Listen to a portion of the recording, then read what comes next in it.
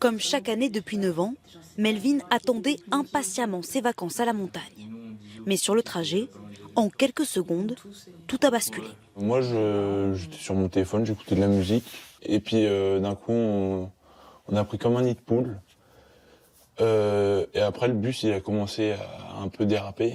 Et après, tout le monde a dit « accrochez-vous ». Et puis, le bus, il s'est retourné. J'ai vu qu'il y avait des sièges qui s'étaient décrochés, des petits qui étaient bloqués en dessous.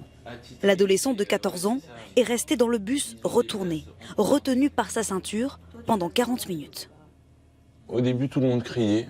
Il y en a qui disaient qu'ils avaient mal, d'autres qui criaient. L'animatrice qui était blessée, elle, on voyait vraiment plus sa couleur de peau, elle était vraiment remplie de sang. On s'est tous regardés, puis ouais, non, là, c'était un peu... C'est une image qui reste.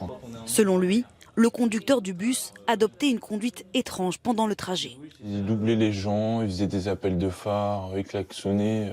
Ouais, non, sa conduite était particulière. Selon le procureur, à ce stade, aucune anomalie n'est ressortie des premières investigations. Le chauffeur de 63 ans, qui a été mis en examen pour homicide et blessures involontaires, dit s'être assoupi. De son côté, la société de transport nous assure que les pauses réglementaires ont été respectées.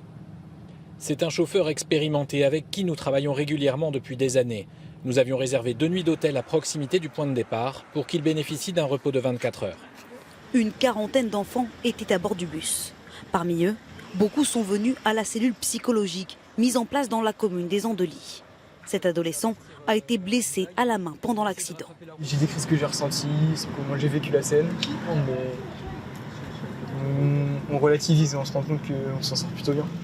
La cellule psychologique restera ouverte plusieurs jours.